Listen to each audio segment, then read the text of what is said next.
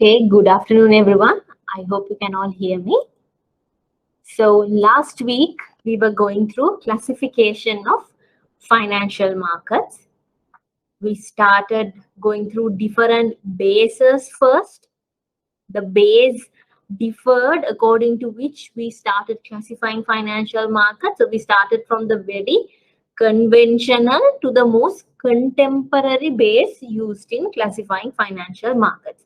So what was the very first base that we looked at? Whether a financial market was formal or organized, properly structured, or whether it was not. Based on that, you can divide financial market into two. Then we saw the differences through a tabular format, and we had examples. For formal or organized market, we had an example of the banking system, where we compared if you're going to open an account, if you're going to get a loan, or if it's for a pawning activity, the relevant regulatory requirements you had and the formalized process that it involved. For the informal or the unorganized market, our example was the informal money lenders or the cheat to system. That was our example. So using that also we compared, using those two examples, we compared each point that was stated here. Then we moved to financial markets being classified according to the maturity or the time period. Remember here, when I speak about maturity or the time period, it is the maturity of the instrument which is traded in that market. Okay. So if an instrument had a maturity of less than a year, it belonged to a market segment called money market. But if an instrument had a maturity of more than 1 year, more than 12 months, it fell into a category called capital market. There again, we compared each from different angles, the points which differs a money market from a capital market. So money market example would be a treasury bill market. Capital market, the example was the treasury bond market or even debenture market or even the share market. Thirdly, we had financial markets being classified according to your counterparty. Whether your counterparty is the issuer of that instrument or is your counterparty another investor or another trader. Based on that, we can classify financial market into two. Primary market is called the new issue market, where your counterparty would be the issuer or an issuing company. So here the instrument that is being issued is a new issue that is being issued to the market for the first time. Secondary market, the other tranche or the other branch of it, is where your counterparty is another investor or another trader. Here, the transaction happens between investors in the market. Okay, there again, we compared how a IPO, which is like a good example for primary market, with another example for secondary market would be the day-to-day trading that happens in the stock market. Initial public offering is what I refer when I say IPO, when a company for the first time issues its shares. So that's a very good example of, very good issue example that happens in a primary market. Secondary market, the example is the day-to-day trading that happens in the stock market. Again, using those two examples, we saw how these two markets differ. Then, financial markets being classified according to the instrument which is being traded or according to the claim that instrument gave you. Now we saw if we are going to classify financial market according to the instrument, the types of markets were a lot, quite a lot. We can classify markets as share markets, debenture markets, treasury bond market, treasury bill market, forex market, very specific market where that particular instrument only is being traded. Okay. But if we are looking at the claim that instrument is giving you, we can classify markets into two ways. Equity market, where it gave you a ownership claim. You buy an instrument from this particular market, you become the owner, or you have the ownership claim over that company. But debt market, which is the other side or the other classification, gave you a credit claim. Here you become a lender. Lender meaning there is an underlying agreement to repay your amount in the future. When you are an owner, there is no such agreement which says the amount you invested has to be repaid. If you are the owner, you should be able to bear both profit and loss of that company. Okay. Again, we classify these two markets in detail by looking at shares and debentures. Finally, we went through the over-the-counter market and the exchange traded market. These are two types of markets when you classify markets according to the way the trading happens. Now, when I say over-the-counter market, what's the example that comes to your mind? You approach a particular branch, you have direct communication over the counter with the bank official. Think about the forex market when you need a draft, where something that's specific for you that you have to go and approach and get it done. Exchange traded market is a centralized platform. Okay, it's one location where you have to approach to get your things done. But here, according to your requirement, the market doesn't cater. There is a standardized process. You have to see what fits you and purchase that. Okay, over-the-counter market gave you customization and it was decentralized. Now, if you take the example that we used was the forex market. I don't only have to go to Sampath Bank to get my forex needs done. I can approach commercial. I can approach Bank of Ceylon. Okay, but if I need to buy shares, I only have to approach the Colombo Stock Exchange. Okay, one central location. There again, we clearly saw the differences between these two markets. Over-the-counter market, we use forex market, where I showed you how all these points that we have highlighted can be seen practically as well. Again, same thing, we saw that in the exchange traded market by looking at the stock market.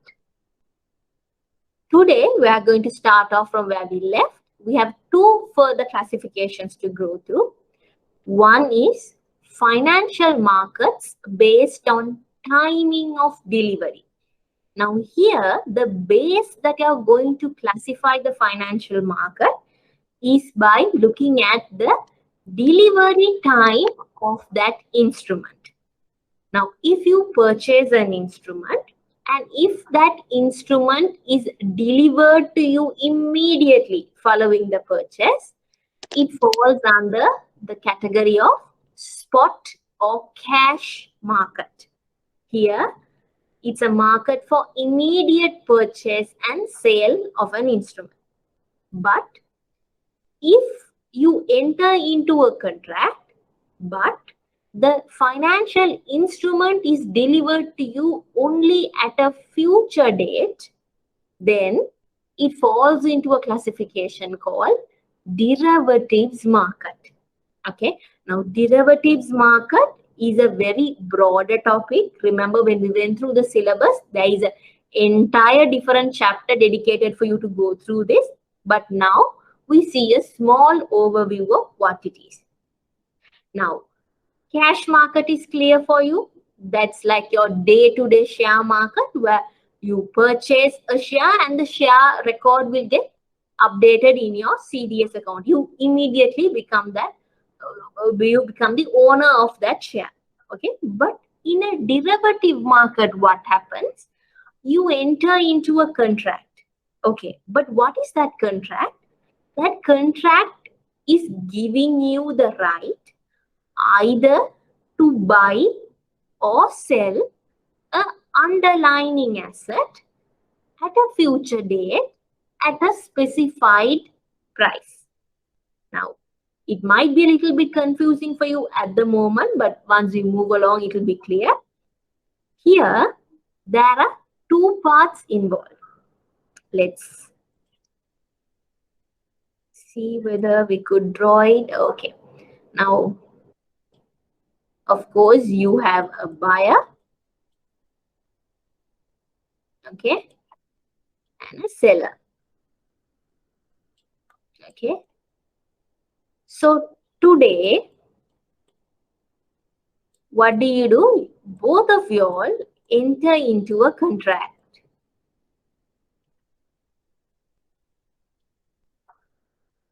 What does this contract say? Buy shares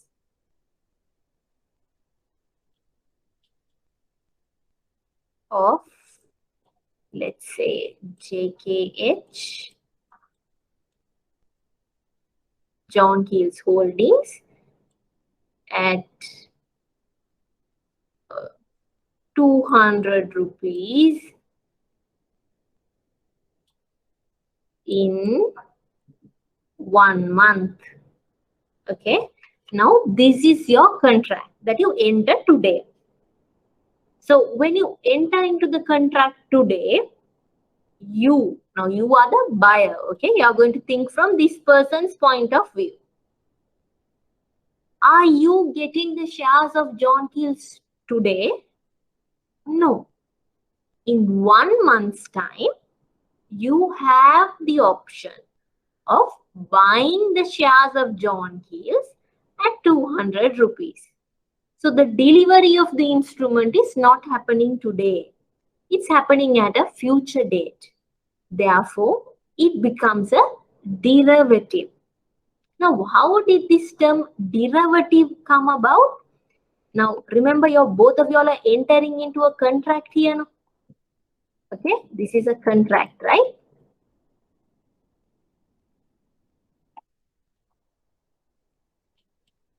Now, this contract, whether this contract is a very attractive contract or whether it's a loss-making contract, depends on what will happen in 1 month's time.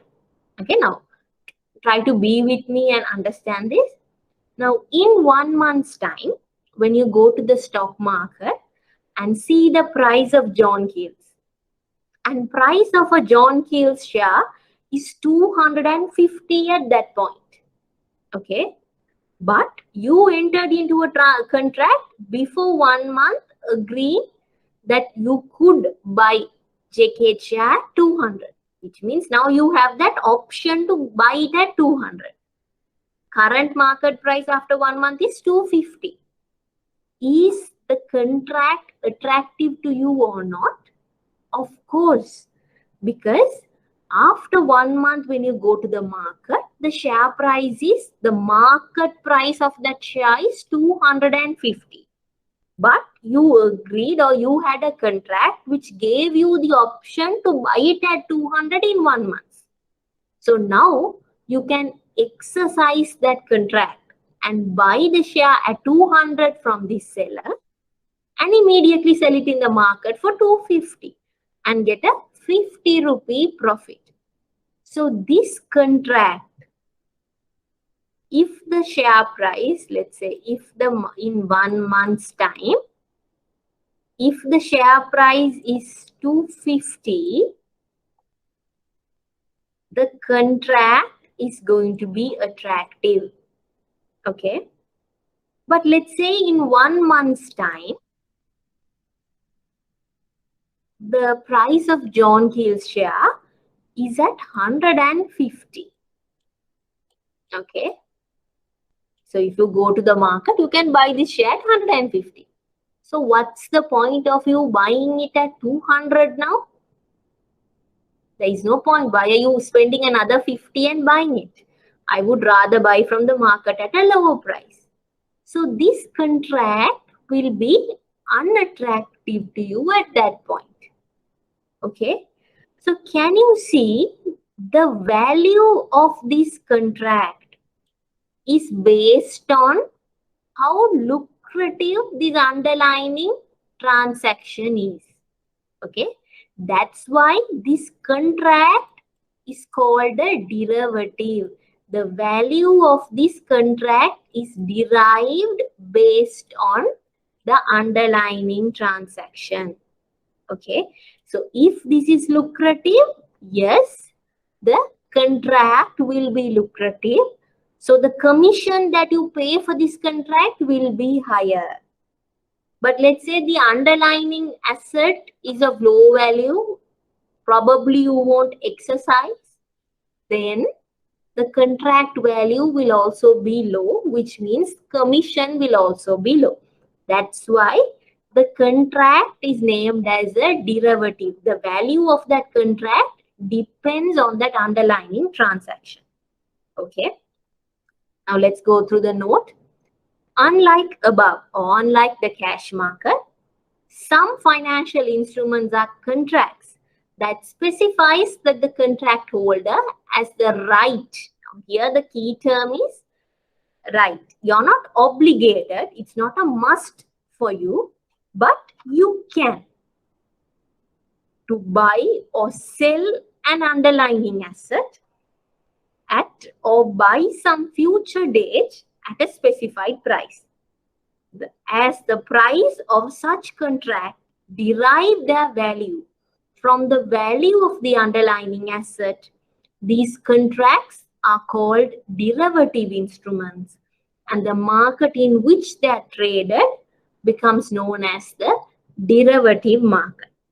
What you need to focus here is the delivery of the instrument happens at a future date. Okay, in a cash market, it's not as such. All right, let's see the differences. So cash market involves immediate payment and delivery. But in a derivative market, it involves a future obligation for delivery and payment. In the future, you might have to pay or deliver the instrument. The second differentiating factor is cash markets are usually used for investment purpose. Think about the stock market. You actively trade there for investment purposes. But what do you use derivative markets for? You could use it for hedging, arbitrage, or speculation.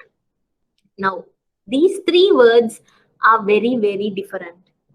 Hedging is you trying to protect yourself against risk.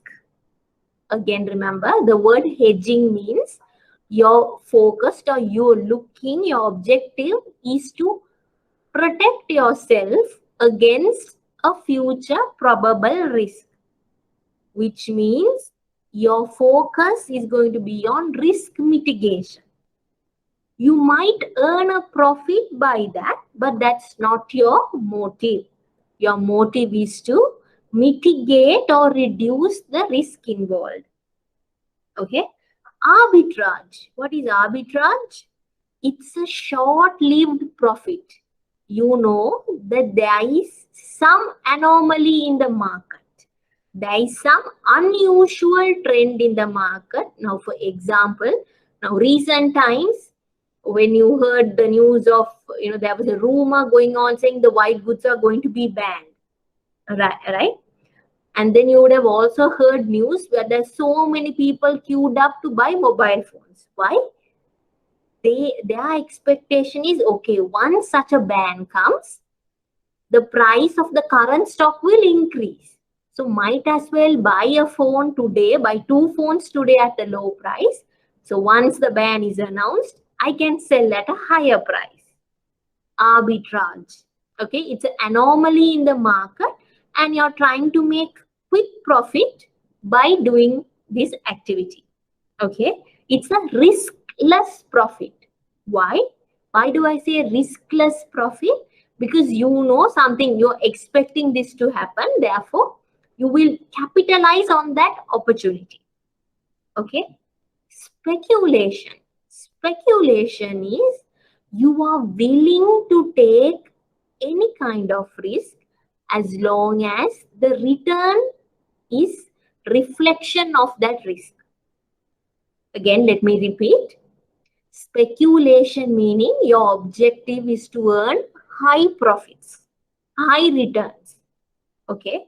For you to earn that high profits, you're willing to take up the risk involved. Any kind of, even the highest risk, if it's going to give you the highest return, you're willing to take it up. Okay, that's what you call speculation. Hedging, your motive is for riskless, your motive is to protect yourself from risk. Profit is like a byproduct. Sometimes you can earn a profit or sometimes it's a loss. But your intention is to protect yourself from the risk. Arbitrage, your focus is to earn riskless profit without taking any additional over risk. You're trying to get a return. Speculation, you're willing to take any kind of risk as long as the return is going to compensate for that risk taken. Okay. So derivative markets are used for these strategies. Now think about this scenario example I used. Now you would buy this contract with the hopes that, okay, in the future, John Kill's price will increase, so I can buy it at 200 and sell it at 250 definitely. Okay. You are looking to make profits, or you would genuinely want to invest, but you're scared that the price will move up. Okay. For you to protect yourself from that risk of price increase, you're booking it ahead. Okay. Depending on your motive, it will differ. Whether you're going for a hedging purpose, arbitrage purpose, or a speculation purpose. Okay. But for all these purposes is why you would enter into a derivative market.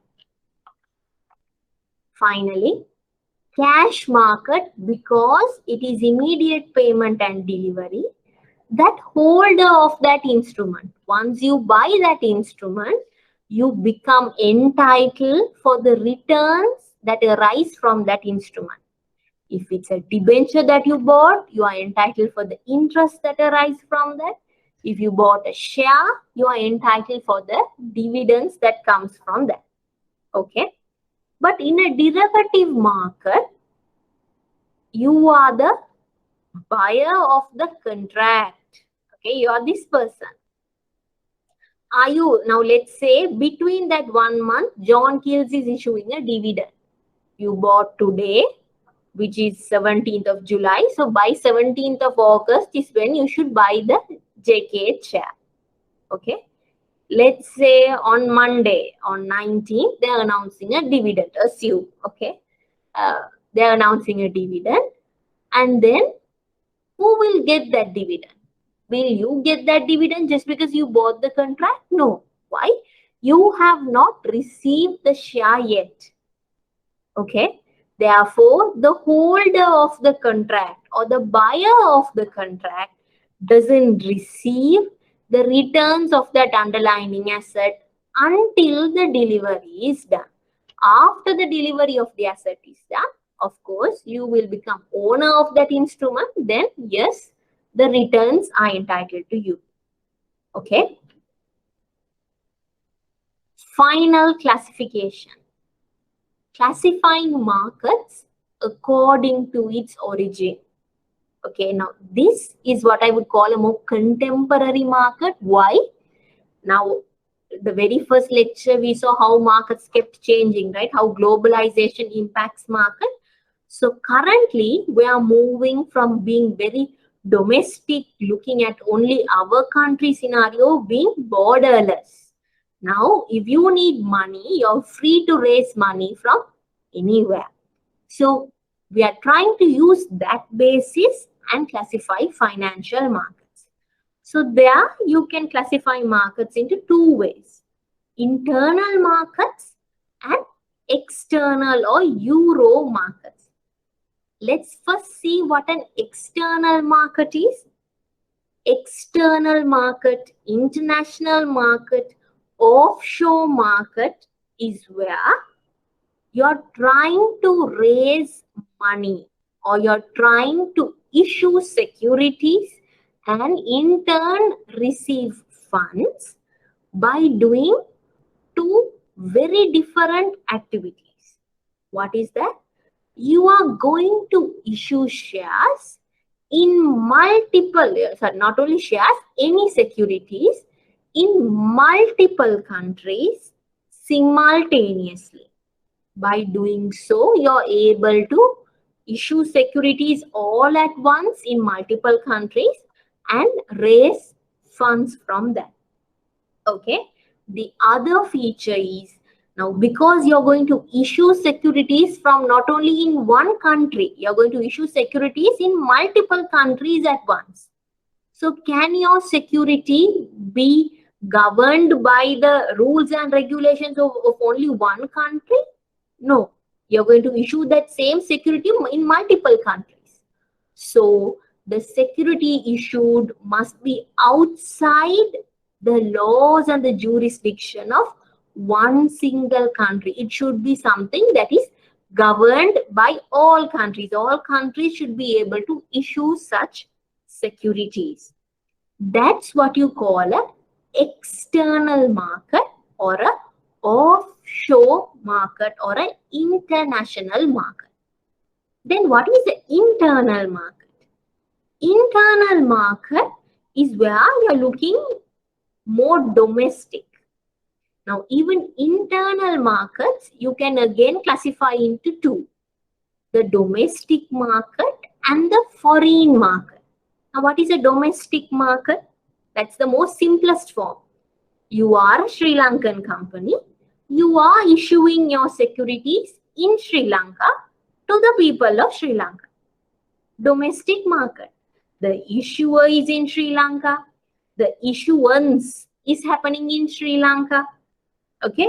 And it is to the Sri Lankan people that you're doing it. The domestic market. What is foreign market? You are a person in Sri Lanka. You are a company in Sri Lanka. But you are issuing your security in another country, not multiple countries, in another country, okay, to the people of that particular country. So the instrument that you're going to issue should be in line with the jurisdiction of that particular country. Okay. Now, why is foreign market falling under internal market? Because there is some part of a domestic person involved here. Okay.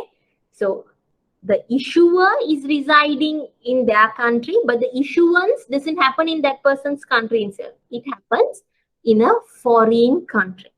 Now let's see that with a proper example. Domestic market, foreign market, euro market. Okay. Now let's say the issuer is based in UK. Okay.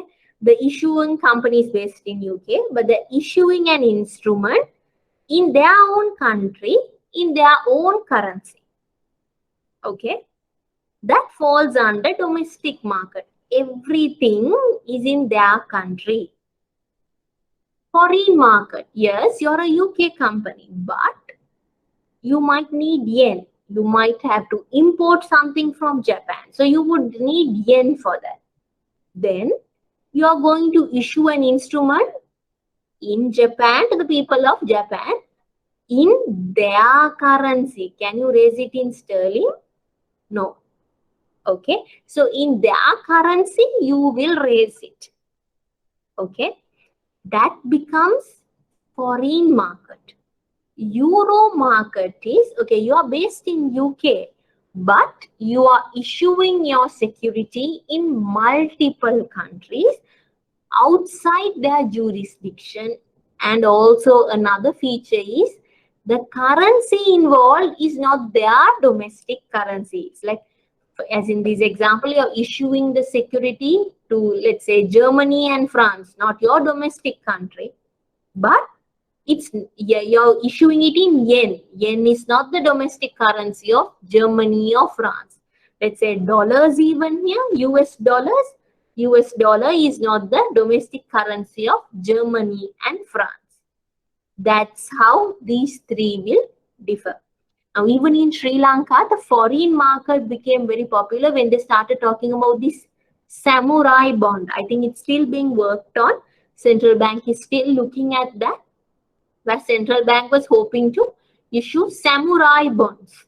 So it's a bond issued in Japan in yen terms. But who is the issuer? Central Bank of Sri Lanka. Issuer is in one country. The issuance is happening in completely a different country. Okay. So samurai bond is a good example of foreign market. All right.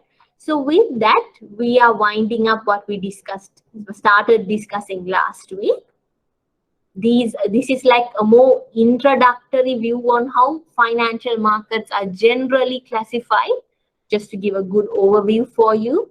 And usually, if you go through your past papers, probably on your 7th or your 8th question, probably would have such comparisons where you need to compare and contrast the markets involved. So now, if you're someone who is very studious, go through the papers, see how the question patterns come in now itself.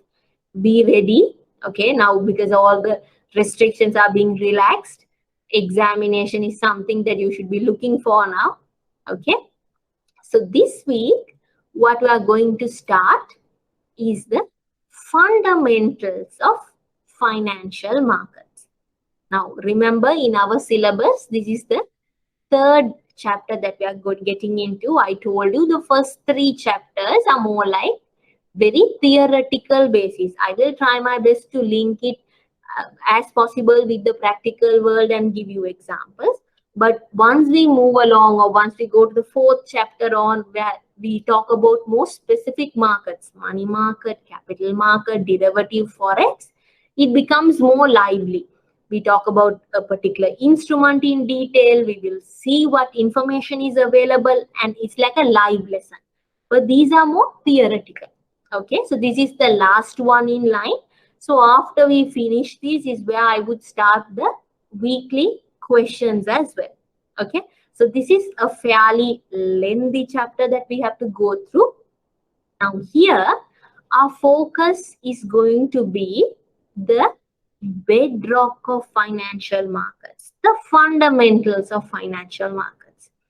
Now, basically, or on a bare minimum, financial markets, I can classify, I told you, based on debt or equity. Okay, that's one. Now, when we talk about debt, what is the main instrument or a main focus in a debt market is interest rate. So at the beginning of this chapter, we are going to focus on what an interest rate is, why interest rate is important to an economy, how is interest rate determined, and why are interest rate different between instruments. Okay, that's what we are going to look at. When we go to the equity market, what we are going to focus is about informational efficiency. Now, when we talk about stock or equity market, are there interest rate involved? No, it is the information. Information is money there. So there we are going to focus about informational efficiency of the market. All right, so those two are the 2 fundamental areas that we will be looking at. So summary of the last lecture, I have given it to you. Interest rate. Now, when we talk about interest rate, just interest rate, we should be understanding that it affects borrowers and lenders. Okay, as a borrower, if you are going to take a loan from a bank, what do you prefer if the interest rate is low? Like current scenario. What is the current scenario? Interest rate is around 5 to 6. Now, that's the AWPLR, but for personal loans, it will hover around 9 to 10% or 8 to 10%, I could say, as a range. Lending. What do you mean lending? Who are the lenders? Yes, the bank is lending, but how is the bank getting the money for that lending? Through deposits, through savings. So as savers, what is your motive? Your motive is to get, obviously, the highest interest rate. So your intention is to look for high interest, but the borrower's intention is to look for least interest. Okay, so there you can see interest rate is influencing borrower's decision as well as lender's decisions. Now, what is this interest rate? What does this interest rate tell you? It is the cost of borrowing to the borrower. From the borrower point of view, it is the cost of you borrowing that money. If you had that money, no. But if because you're borrowing, it's an additional cost that you have to bear. From the lender point of view, what is that? It is the return that you earn by lending out the money. Okay, it is a return to the lender, but cost to the borrower. Usually, interest rate is denoted as a percentage. And what is it a percentage of?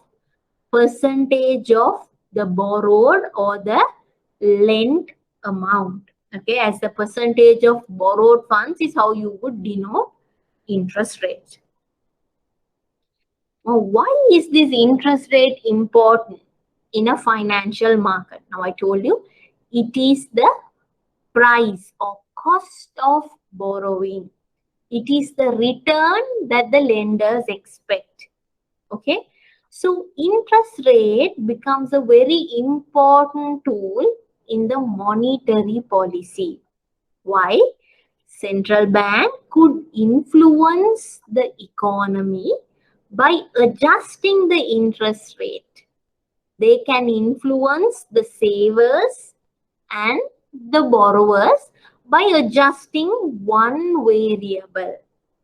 For example, if interest rate is lowered, like the current scenario, what happens? Investment is encouraged. You are more encouraged to borrow and invest. But from the saving point of view, savers are discouraged. You expect the savers to consume, spend it on consumption. Okay, let's say interest rate is increased. Will investments be encouraged? No, companies would prefer not to borrow and move into such risky investment or such long-term investments because the cost is higher. But savers, what do? Savers are ever willing, looking for the highest interest rate. You must be hearing your parents talking, your grandparents talking, where they will be hunting for the highest interest rate. Okay, so by adjusting one variable, central bank could influence the most important activity in the market, the saving and the investment. Okay, and then interest rate, I told you, is the cost, or it's the price that you pay for money. Okay, it's the literally it's the price that you pay for the borrowed money. Okay, now interest rate is required so that you can balance the supply of money and also the demand for money. Okay, now here you can see me using two words, money and loanable funds. I will explain you these terms once we go along. For now, just focus on this word for money. Okay. Now, interest rate is like the price. Okay. If the price of this bottle, that price is available. Why? So that the supply and the demand for this bottle is at an equilibrium. Okay, that price is what balances those two forces. Okay, let's say all of a sudden the supply price is going to increase, then the agreed market price just for this brand. Let's say what happens? Just for this brand, supply is going to increase and the demand is going to fall. So price is required for you to create some stability or equilibrium between the two forces. So here interest rate does that. Interest rate brings about that equilibrium or the stability between supply of money and demand for money. Okay. And another significance of interest rate is it helps to induce savers to direct their savings into productive investments. What do you mean by productive investments? Aren't all investments productive? Now, investment is you invest money and expect a return. Okay. So if you want, you can invest, let's say both of us have 100,000. Okay, let's assume, let's say 1 million, both of us have 1 million. You buy debenture of, let's say, HNB that got released recently. Okay, you're investing in HNB debentures. I have same money, 1 million, but okay, interest rate is very low at the market currently. You're not willing to invest in those, low interest avenue and block the money for long term. You say, I might as well invest my money in gold. Okay, so I buy gold for that 1 million I have. Okay, now the 1 million you invested in HNB debenture, obviously the bank would use that money for loans and advances, which would go into productive investment related activities. Probably companies would borrow from that bank to put up factories, to put up apartments, economic growth inducing activities. Now I invested my money in gold. That's also an investment.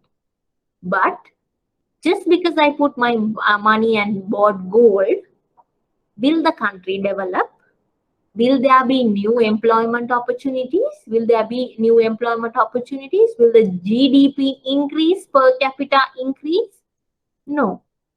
So that becomes a non-productive investment. I buy gold, keep the gold with me and sell it at a higher price. There is no any wider good to the economy. But if the interest rate was higher, obviously, I would be keen on investing my money in the high interest rate instrument. Okay, so interest rate becomes the vehicle which induces savers to direct their money towards productive investments. Okay, that's another angle to look at. Of course, interest rate is very, very important, or it's important in influencing personal and corporate financing decisions. Now, currently in such a low interest rate regime, both personal level and corporate level currently is when they would look at investing through borrowings. They would borrow, take a loan, go buy an apartment. They would think of borrowing and then invest in some capex enhancement. Okay, why? Interest rate is the cost of borrowing. So when that decreases, your financing decisions, earlier maybe you must have thought, let's buy a TV with only your savings. Okay, but now you know, okay, interest rate is very low. Okay, why don't we borrow now itself and buy this TV? So when the interest rate increases, we will have at a low interest rate. Then I can put my savings at a high interest rate. So your personal level financing decisions are also influenced by interest rates. Same thing with corporates. In a current low interest rate regime, they would be keen to borrow through debentures, through banks. Why? They can lock the funds at a low interest rate. So when the interest rate increases, then they will use their own equity to finance. Okay. That's how the financing decisions are influenced by interest rates. Finally, interest rates directly affect the value, which means the price of securities traded in both money and capital market. Now, this will be a bit confusing for you. What do I mean by interest rate affecting the price of the security? Let's take an example. Okay. Now, let's say it's a debenture. I think very recently, commercial credit issued a debenture.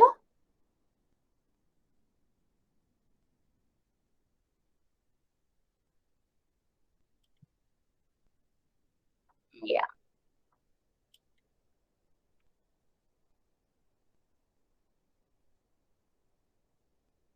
So here you can see for 5 years, it's fixed at 9%.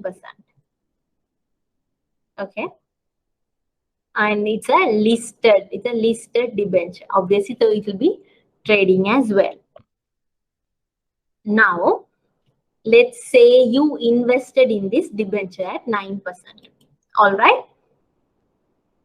You're blocking your funds for 5 years at 9%. You invested in March. So even now you are fine. Why? Even now the interest rate AWPLR is hovering around 5. Still interest rate is low. So you are in a comfortable position. Low interest rate. Therefore, you're getting an additional return. Let's say about 4%. All right. So you are continuing to hold that debenture. If I want to buy that debenture from you, will you sell it to me at a low price? No. You will sell it to me at a high price. Why? Once you sell, you're going to lose that excess 4%. I am going to get an excess of 4%. Okay? Because current market interest rate is very low. And this is a very lucrative investment. Okay? So the price of that debenture in the secondary market is going to be high. Why? Market interest rate is low. Market interest rate is around 5 to 6%. This particular instrument carries a high interest rate. So the price of this instrument is going to be higher. Let's say market interest rate is going to increase. Now it's at, let's say 12, 13%. Will your debenture interest rate increase? No, it's fixed. Okay. So when it's fixed, what happens? Market interest rate is 13, 12. Now will I be keen to buy that debenture from you? No. I would like to avoid it. Okay. I would like to avoid that debenture. But now you are looking to sell it to me. Hold on.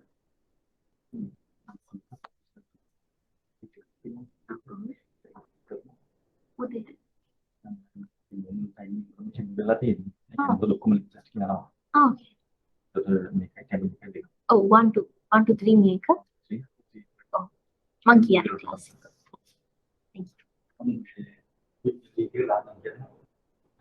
Okay. Sorry. So where were we? So when the market interest rate goes up to about 12, 13%, you are still holding on to your debenture, which is giving you 9%. Okay. Now will I be keen on buying that debenture from you? Why would I buy a 9% debenture from you when I can get a market interest rate from elsewhere? If I put a if I put into a FD with a bank, I will get 12, 13. Okay, so even I won't be keen on buying that debenture from you. You are now losing out buyers who are interested in that debenture. What happens? You have to slowly decrease the price at which you're trying to sell. You can continue to hold until that 5 years, but because it's listed, you can sell in the secondary market. You will have to sell now at a low price than before. Why? Market interest rate has increased. So when interest rate increases, price of an instrument decreases. There is always a inverse relationship between interest rate and price of an instrument. Okay. Interest rate, when I talk to you, I'm always referring to the market interest rate. Okay. So when the market interest rate increases, price decreases. When the market interest rate declines, price of securities increase. Okay. There is always an inverse relationship between these two variables. All right. Another way of looking at, now here I spoke about debentures. Another example that I can tell to you is interest rate is what you would get for debt products, correct? Now, let's say from a bank point of view, it's a FD that we're talking about. So bank FDs, you know that interest rate is guaranteed for and it's already communicated, it's fixed. Certainty is there. In stock market, dividends uncertain. We saw companies can declare, not declare. Okay. Now let's say market interest rate is very low. Okay. In such a scenario, will you be keen on putting your money into FDs? No. If you are a rational investor, you would take the money and try looking at investing in the stock market and earn a much higher return than what the bank FD will give you. What happens then when you have so many investors coming into the stock market looking to buy?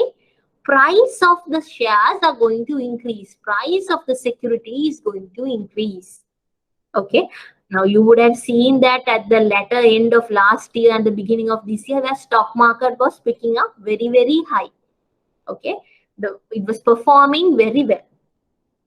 But when it comes to a situation where market interest rates are picking up, let's say 12-13% as before, and if these are now giving you 15%, or let's say 12%, okay, you know it's a certain amount. Okay, there is a certainty involved in that. But in stock market, return can vary. It depends on how the share price moves. Okay, it depends on whether the company will give you a dividend or not.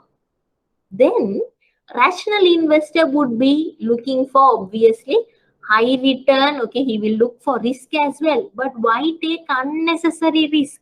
Here I can just sit and get 12% interest. So might as well put the money in the bank and rest. So they would withdraw or move out from stock markets.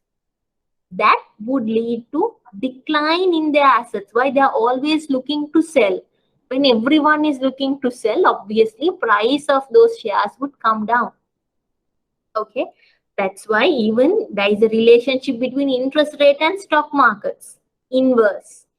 Okay, so there again you can see how interest rate has an inverse relationship between price of security.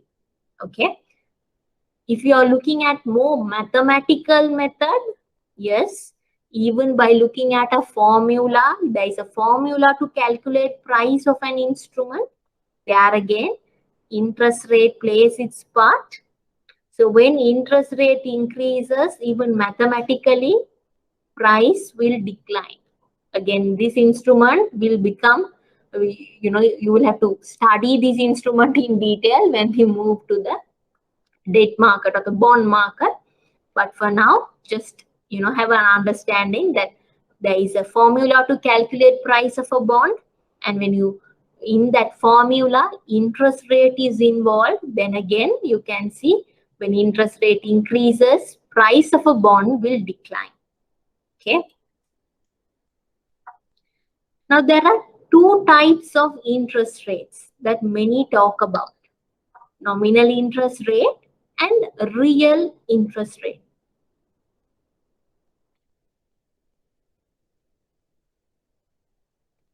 What is this nominal interest rate?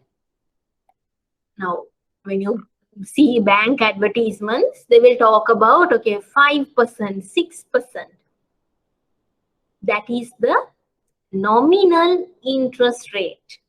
Okay, that's what you will, in monetary wise, nominally you will receive. What is real interest rate? It is the purchasing power of that nominal interest that you receive. In other words, after the nominal interest that you received, if you adjust the inflation, what remains is the real interest rate. Okay. Now, for example, let's say in your savings account, every month you get 1,000 rupees. Okay. From the nominal interest of the bank, you get 1,000 rupees. Now that 1,000 is the monetary 1,000. Good. But what is the real value of that 1,000? 2 years back, from that 1,000, let's say you could have bought 10 packets of biscuits. Today, you would end up buying about 5 packets of biscuits. Okay, the purchasing power, the real income of that interest is what we look at in the real interest rate. So the difference between nominal and real comes from the inflation rate. Nominal interest rate is not adjusted for inflation. When I say the word not adjusted, it means it includes inflation. I have not removed the inflationary pressure. Okay. But when I talk about real interest rate, it doesn't include inflation. I have already adjusted it for inflation. Okay.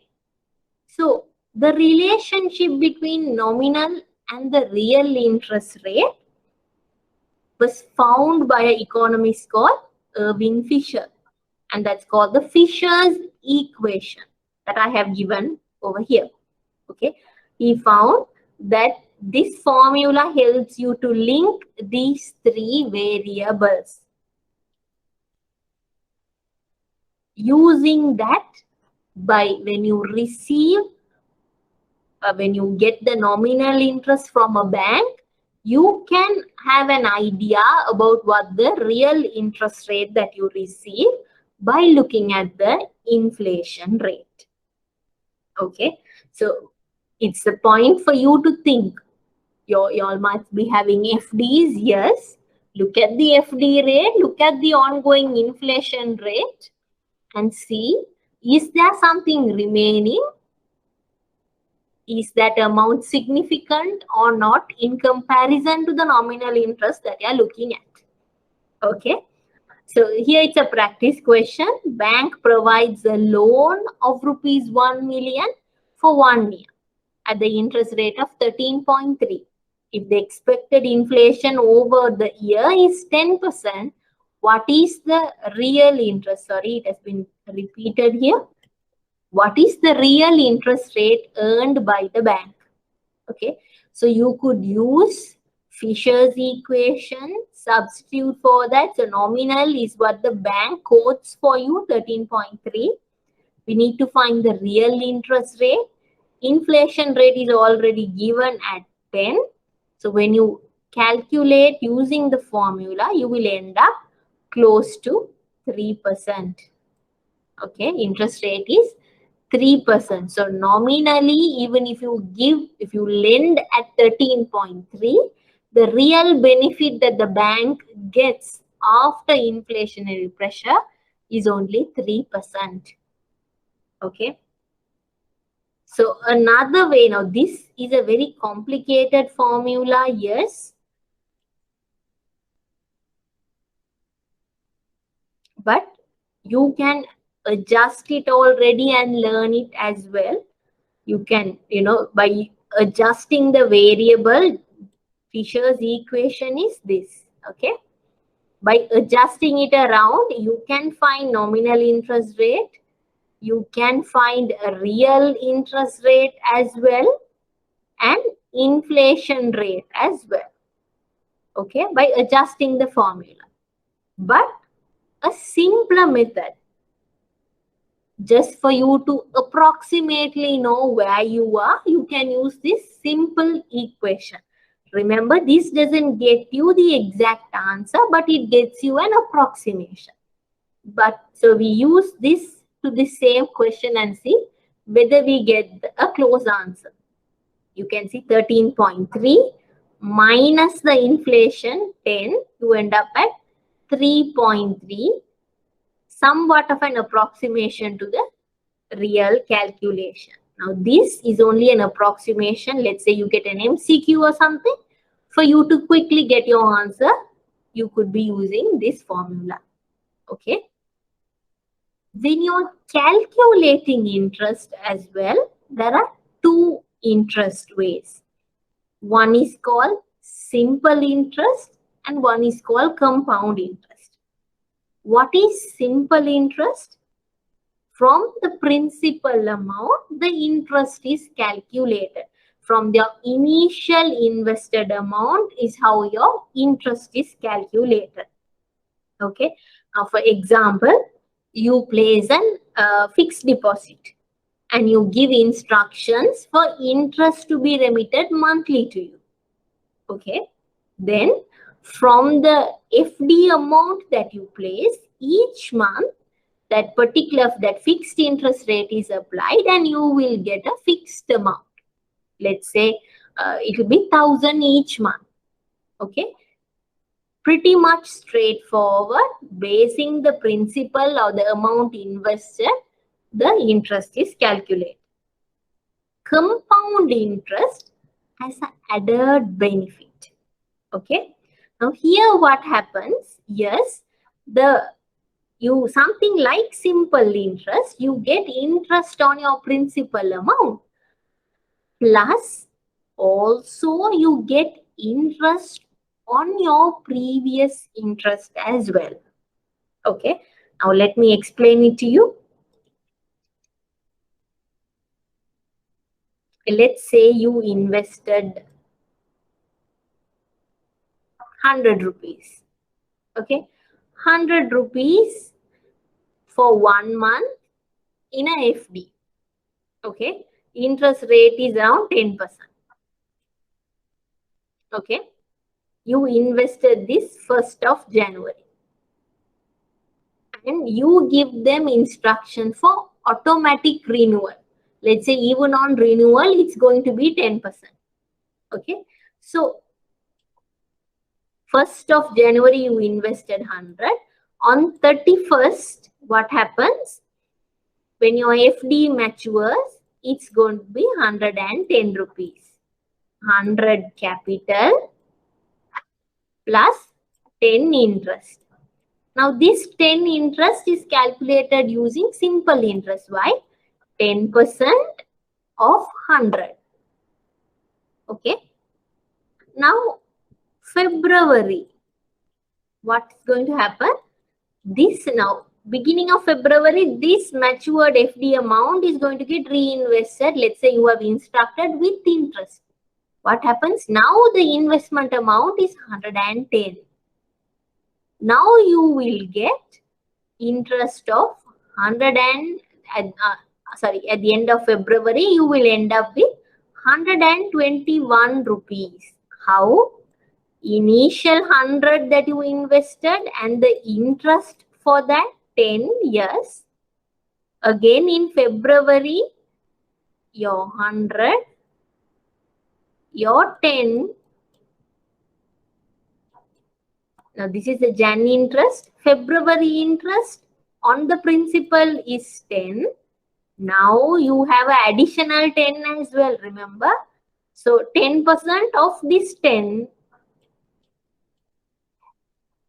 you will get 11 rupees as your interest for February. Interest on the January interest is also calculated. Okay. So that earns you a higher return. In case you got confused, you have 110, which is initially invested amount at the beginning of February. Yes. But here 100 was initial capital, 10 was January interest. Okay. If it was as per simple interest method, you will only get another 10 in February. But because it is compound interest, this is the amount that you have.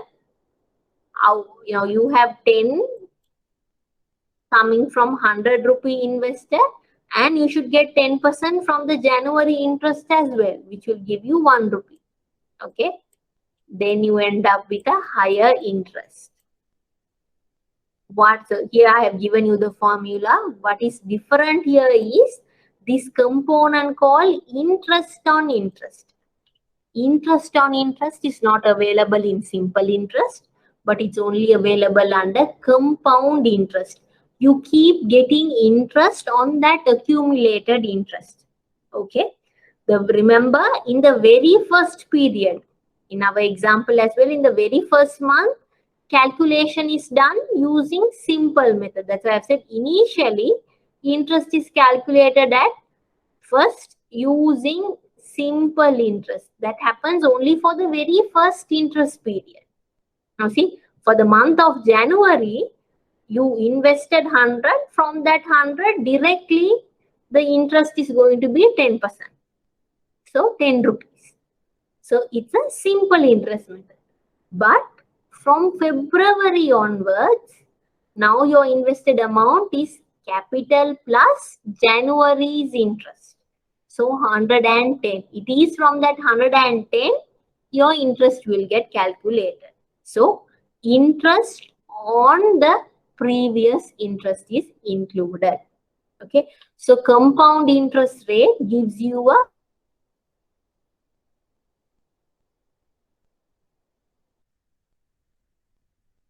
learned what an interest rate is, why it is important, where different types of interest rate and how it is calculated.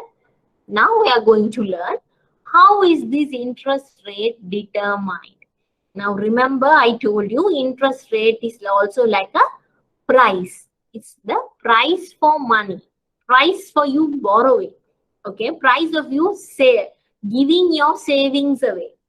Okay, so if it's price, we know price is determined by demand and supply. So if interest rate is like price, interest rate is also going to be determined by demand and supply. Okay, but the question is demand of what and supply of what is going to decide interest rate. Okay. Now you might say, okay, why ma'am, it's going to be demand and supply of money? No. So why are we looking into that so deep? No. Theoretically, there were two different angles used. There were two different theories explaining how interest rates are determined. One basis was called loanable funds theory. The other basis or the other theory was called liquidity preference theory. Now let's see how interest rate is determined based on these two theories. Loanable funds theory. Now this was introduced by this economist called Nutt-Wicksell. Okay. Now this word loanable funds, what does it mean? Standalone basis itself, you can get an idea, right? Loanable funds. Funds that I could lend. Loanable funds. Okay. So loanable funds means it is the amount of money that is supplied to be lent out, or it is the amount of money that is demanded to invest. Okay, let me repeat. Loanable funds is the amount that is available to be given as lending, and it is the amount that is available to be demanded for investment. Now, when I say loanable funds, that's what it refers to. Another simple way of me calling loanable funds is credit available. It's the amount of credit that you have so that you can give it as loans and advances, and the other person can use it for their investment. Okay. So what does this loanable funds theory says? It says, look here, interest rate in financial markets is determined by the supply and demand for credit, which means supply and demand for loanable funds.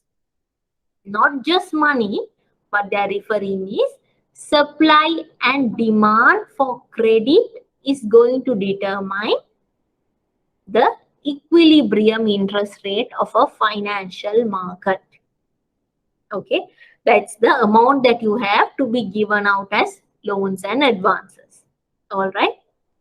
Now, demand and supply of loanable funds.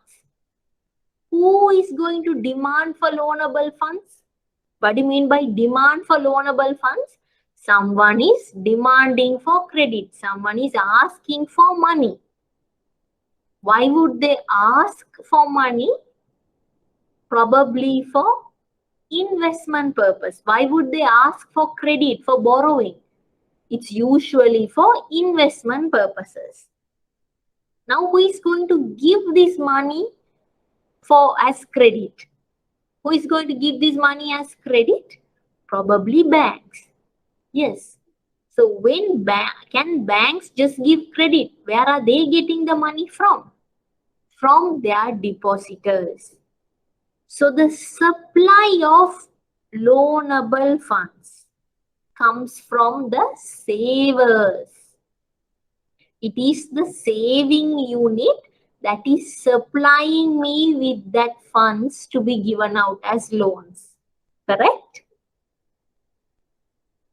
Who is demanding for money?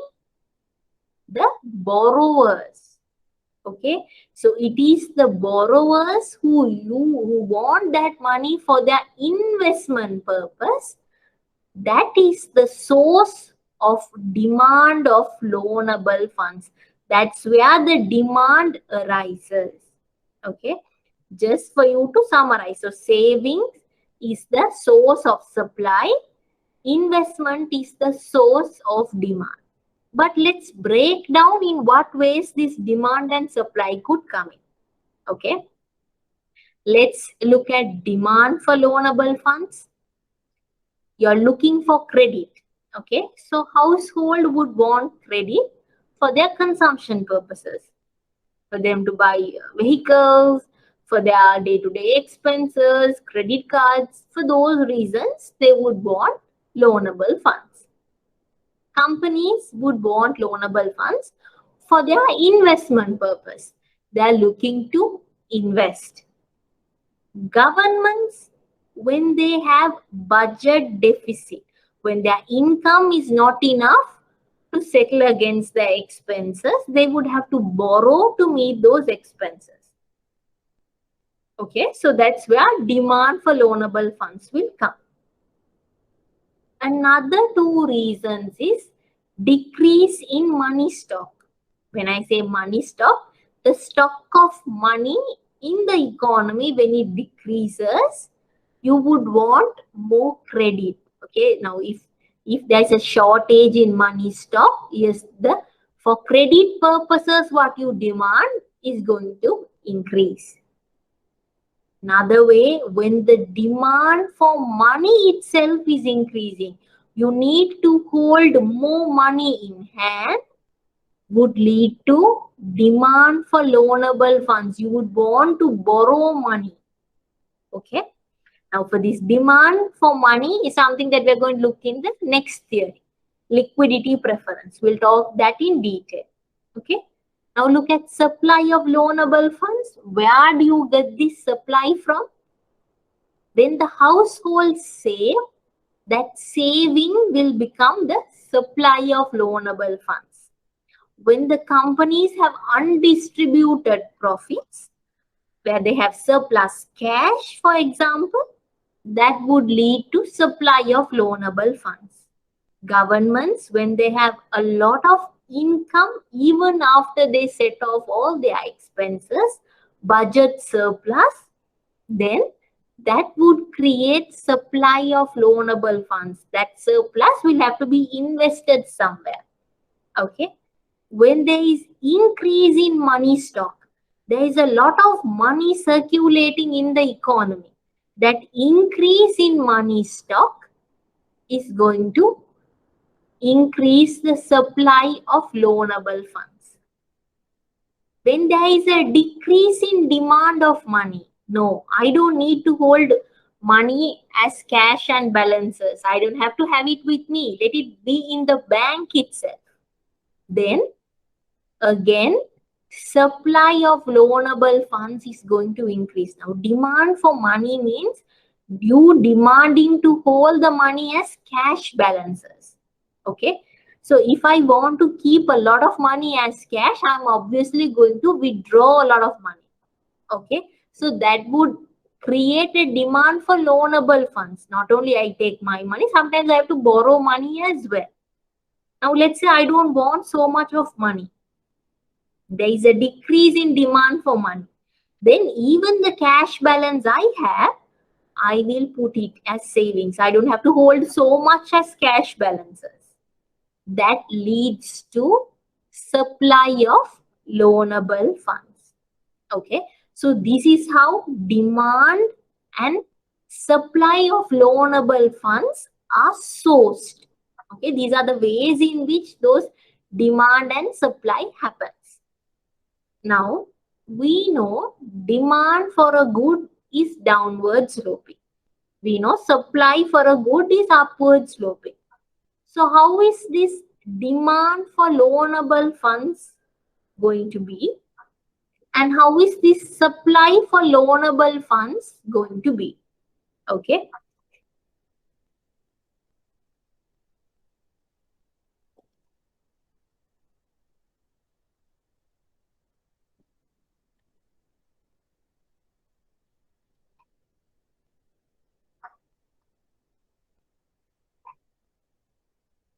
Now, here it's going to be loanable funds. Here, obviously, interest rate. Okay, I said, because what did we say? Interest rate is determined by the demand and supply of loanable funds. So now we are going to look at how demand of loanable funds reacts to interest rate. So who is going to demand for loanable funds? Why do they demand for loanable funds? We just saw that for investment purpose, they would have a budget deficit for their consumption needs. So they are demanding for credit. They are looking to borrow. So will you borrow a lot when there is a lot of when the interest rate is high? Let's say interest rate is 20%. Will the loanable funds, will the credit that you want be around 10 billion? Let's say it's the maximum. Will it be high? Obviously no. When the interest rate is high, my cost of borrowing is high. So if my cost is high, will I borrow more? No. I will borrow very less. The bare minimum, the amount that I can't avoid, I have to borrow is only the amount that I will take. Okay. So it won't be the highest. It's the least amount. Okay. Let's say interest rate is around 2%. How do you feel now? I will borrow for every purpose. To build a house, to buy a car, to buy that, buy this. Everything is going to be on bank loan. Okay, why? The cost of borrowing is so cheap. So, demand for loanable funds is downward sloping. Why? Demand for loanable funds decreases when interest rate is high. You can see here, probably around 1 billion, but when the interest rate is low, the demand for loanable funds is going to be higher. Higher interest makes borrowing more costly. Hence, quantity of loanable funds demanded will drop in a high interest rate.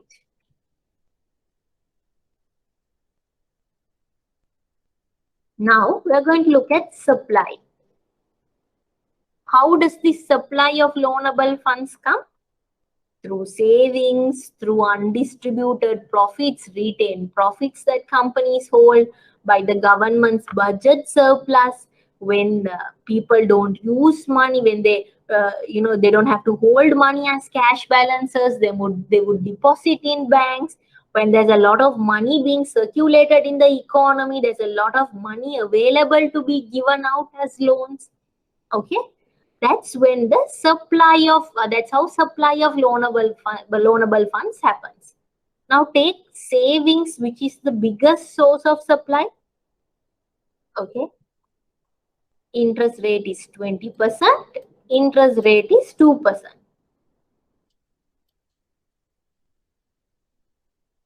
When do you invest, when do you save the most?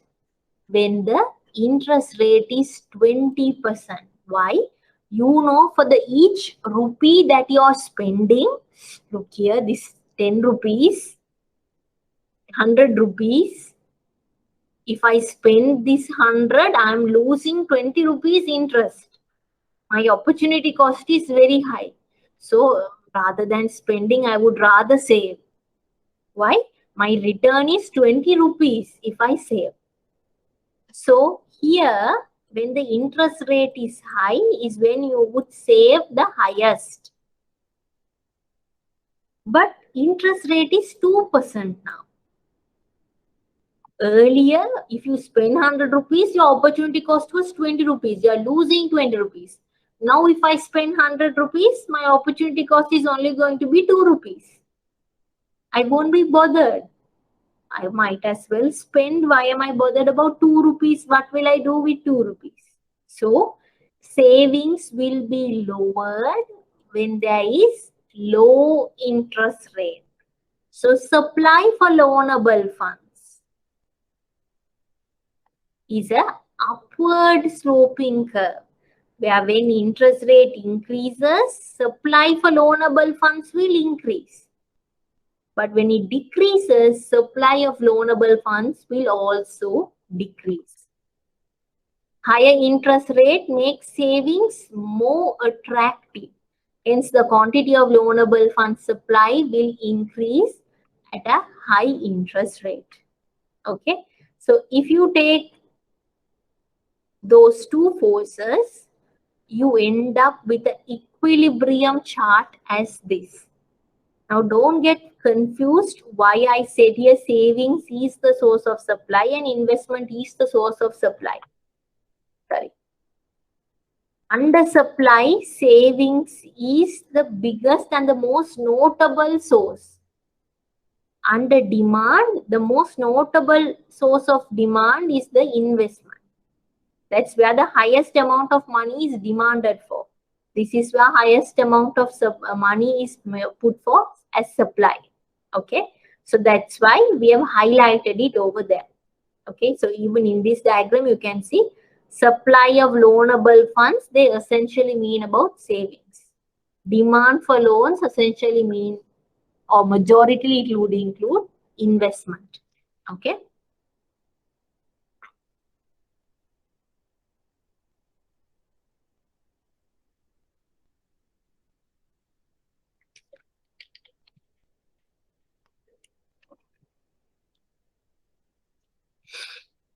So when these two forces interact together, you arrive at a market interest rate, or what do you call this? Equilibrium interest rate and an equilibrium quantity of loanable funds. But this is our focus. Why? We started looking at it on how they arrive at the interest rate. Okay. This is going to be our focus. So as long as the market acts on this equilibrium level, these two forces are going to be in the correct balance. But let's say now the market interest rate is currently 5%. Let's assume. over here, let's take.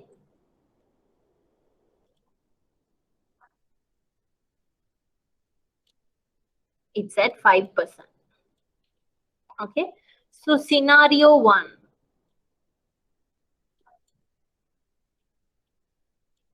There is one bank who is who's lending at a very high rate and giving the deposit at a very high rate. Okay, let's say their rate is 10%. Okay, their bank deposit rates are going at 10%. What happens then?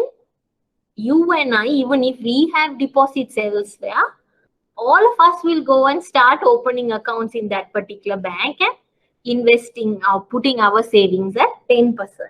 So savings is going to increase.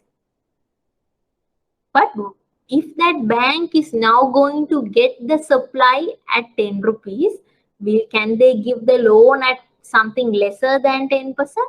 No. So they would have to lend at least at 10% to match it on a situation where they have no profit margin. Okay. So if they lend, let's say at 10%, the people who would borrow at 10% is very, very less. Why? Because market rate is only 5%. Why would I borrow at 10%? Okay. So what happens here is there is an excess supply situation. Okay. Excess supply of loanable funds. Thus, what happens? Slowly, bank would have to reduce their deposit rate to match the ongoing market equilibrium so that these two forces are at balance. If not, what would happen? The bank would have so much of money coming in as savings and their finance cost is going to be higher, but they can't give it as loan and advances. So their finance income or the interest income is going to be lower. They would end up at a loss. Okay. So that is a situation of excess supply. So if the rate of interest were above RO, quantity of loanable funds supply is larger than quantity demanded by firms for investment. Banks will have to lower the interest rate to attract more borrowings. So for them to increase the demand, they will have to reduce the interest. Now let's say another bank.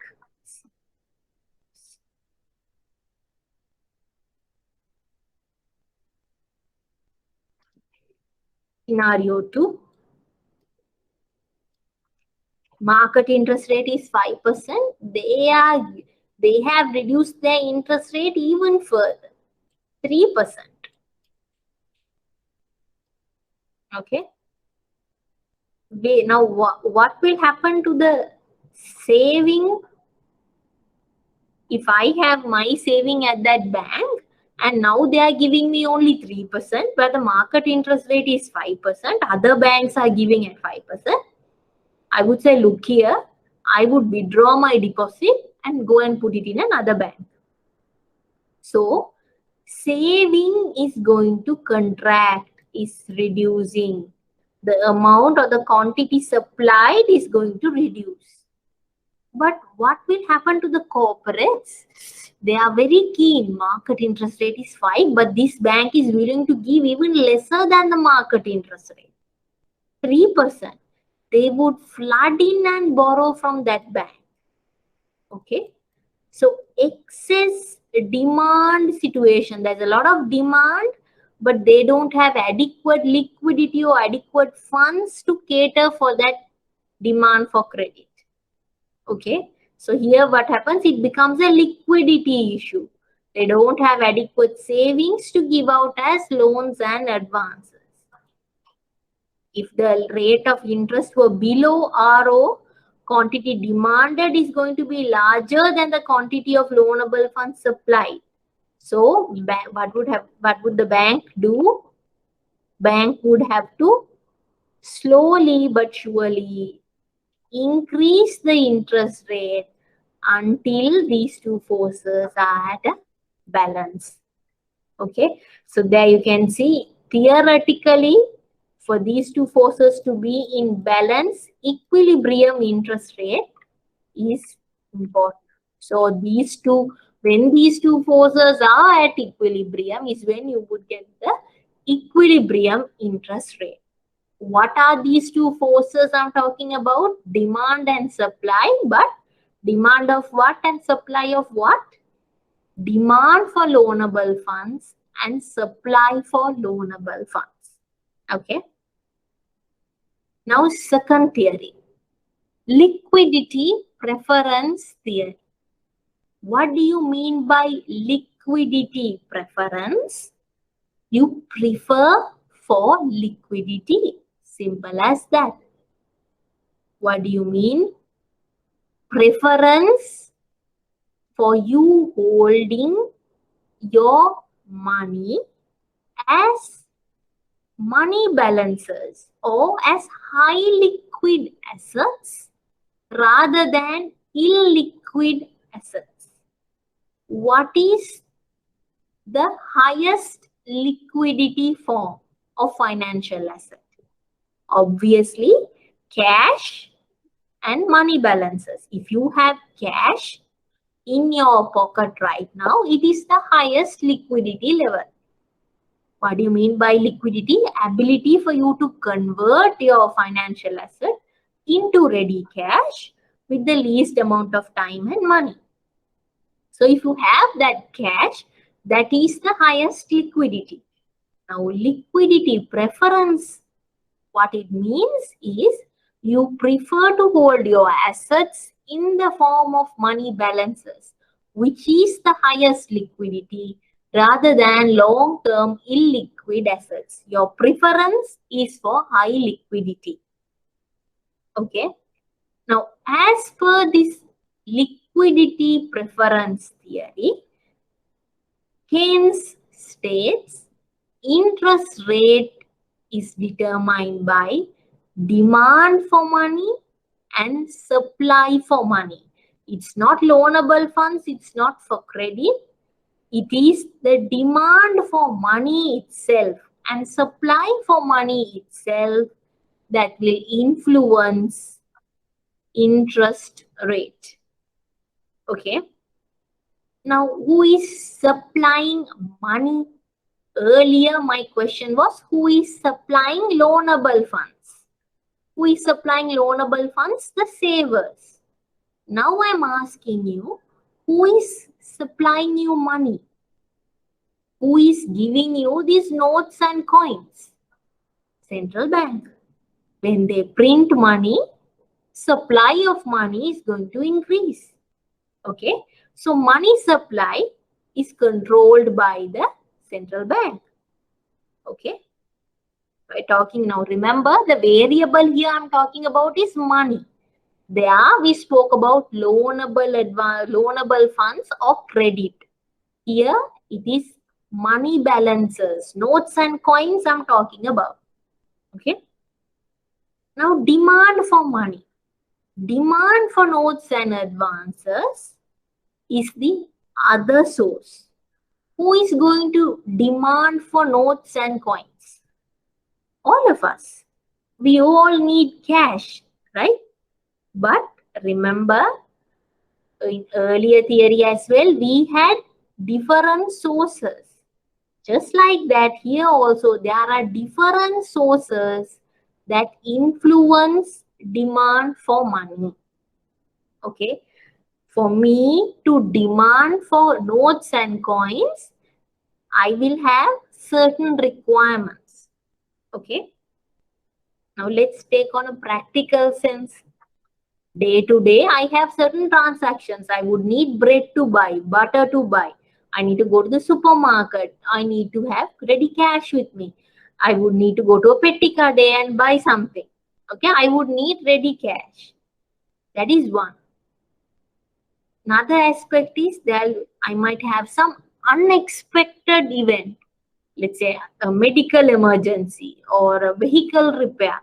I didn't expect it. All of a sudden it happened. So can I have all my money in shares and bonds and wait? I would need to have cash with me to immediately pay for that. Okay. So demand for cash balances or ready cash, okay, depends on your requirement or your interest to hold that money. And that interest to hold as cash and advances depends on three motives, three reasons. There are three reasons why you're willing to hold your money as cash balances.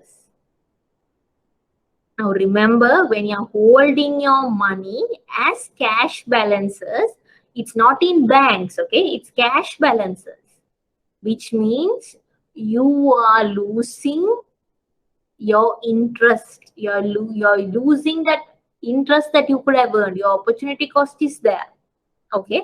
But even ignoring that opportunity cost, I'm keen to hold money as cash balances. That is called demand for money. Okay. There are three motives as to why I'm so keen. One is transaction motive.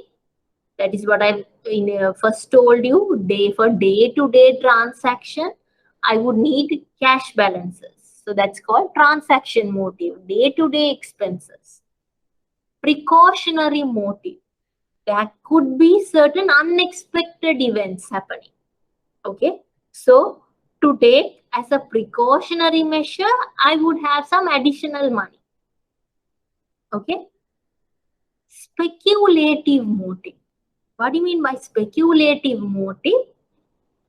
I am keen of holding money as notes and coins because I'm speculating a future opportunity. Okay. I'm speculating, look here, in the future, share prices are going to come down. Okay. Bond prices are going to come down. So let's hold it in money so I can exploit that opportunity. Okay. For speculative motive, I would hold as money balances. Okay. It is for these three reasons. Even foregoing my interest cost or the interest income, I'm willing to hold it as money balances. Okay. Now, here I have said transaction motive, it depends on your income. Why? Let's say one of you is earning 2 lakhs for a month. Okay. I am only earning 10,000 for a month. Okay. So, out of 10,000 for transaction motive, I would keep 5,000. Which is 50% of my income. Okay. But for you, you're earning 2 lakhs. You would prefer to hold about only 20,000 for your transaction. Oh, you don't have so much. So for you, it's only around 10%. Okay. So that depends on your income level. Same thing with precautionary. After I use 5,000 for transaction, I would have to hold my entire amount balance as my precautionary motive. That balance 5 is all I have for emergency. But for you, it again depends on your income. You might keep another 100,000, another 20,000. Okay. That depends on your income level. Speculative motive is not a factor of income. Why? It's going to depend on interest rate. Why am I saying interest rate? When the interest rate is high, okay, when the interest rate is high, what do? I look to park my money. Okay. So will I be willing to hold it as cash balances? No. But when the interest rate is low, I'm keen on holding as cash balances. Okay. Why? It is you're looking for an opportunity to invest. Okay. Eyeing for that opportunity is why you're holding my cash as money at the moment. When the interest rate, if the interest rate is going to increase, you are going to obviously park that money in that instrument. Okay, so speculative motive, your intention is for that investment purpose. Okay, but you're looking for that opportunity, therefore currently you're holding money as cash balances. Okay, so demand for money comes from these three reasons. Okay, but think about supply of money, as we initially also spoke about. Supply of money is controlled by the central bank. Are they going to issue money according to interest rate? No. They issue money according to their requirement. Okay. But it is the money supply that's going to influence interest rate. They are not going to decide their supply according to the interest rate. Okay. So that's why money supply is like this uninfluenced straight line. It doesn't depend on interest rate. Let's say interest rate is at 2% or at 20%. What central bank decides as the money supply is going to be the money supply. Okay. But money demand is not like that. If the interest rate is high, you demanding money as ready cash is going to be lesser.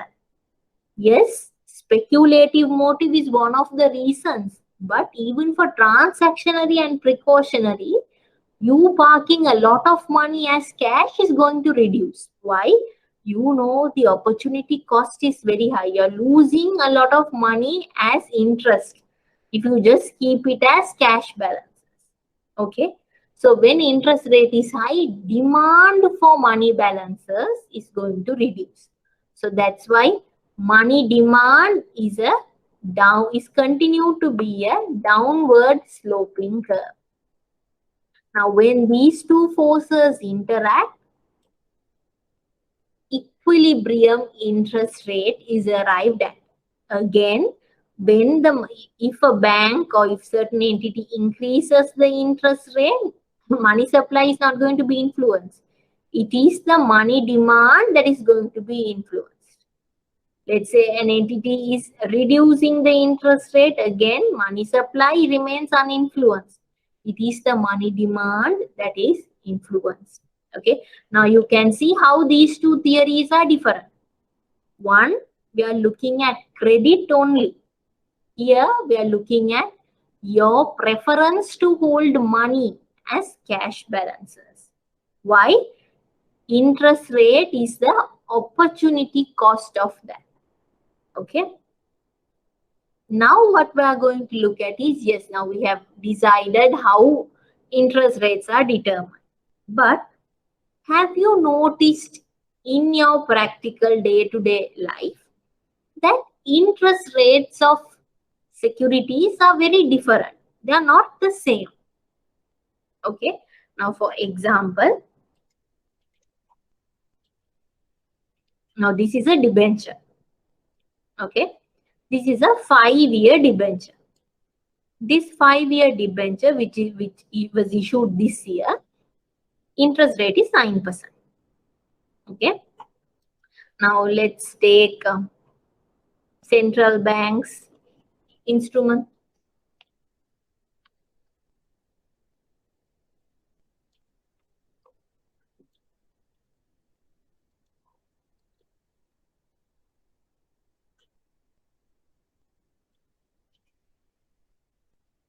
There is no any latest rate for 5 years. So let's go further back. Okay. Last updated was 7.31. So you can see a 5-year treasury bonds interest rate is 7.3%. But a 5-year debenture from commercial credit is 9%. Why is that? Both of them are having the same maturity. Okay. But different interest rate. We are going to see why that is. Okay. And another difference is, now these are government instruments, treasury bills and treasury bonds. Okay. Issued by the same issuer, government. But a treasury bill interest rate is in the range of 5 to 6, between 5 to 6. But treasury bond issued by the government is in the range of 6 to 9%. Why is that? It's the same issuer. But why is the interest rate different? Okay, so we are going to learn that now. Let's just have an overview and then we'll move on because we don't have much time to start this section. Okay, so now what we're beginning to look at is, why do different securities have different interest rate? Now we saw securities with same term to maturity. Both of them have the same maturity period but have differing interest rate. Now here you can see a 5-year treasury bond has 7.31%. But a 5-year debenture from commercial credit carries an interest rate of 9%. Why is that? The reason for this difference is explained by risk structure of interest rate. When securities have the same time to mature, same terms to mature, same maturity period, same time left for its maturity, the interest rate still differs. Why is that? That's going to be explained by the risk structure of interest rates. Other difference, securities of same risk and liquidity characteristics. Now we saw both of these are issued by the government. So the risk is the same, the issuer is the same. Okay, let's say one company is issuing two instruments, instrument A, B.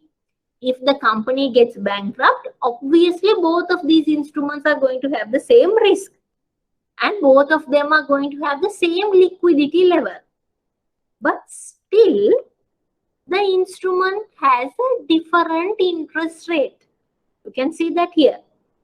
Same issuer, but one instrument has a lower interest, one instrument has a higher interest. Why is that? Even between this, you can see one instrument carries a lower interest, one instrument carries a higher interest. Why is that? That is explained by term structure of interest rate. Now these two words, risk structure of interest rates and term structure of interest rate, is very, very important. You need to understand that, you need to understand what risk structure explains, what term structure explains.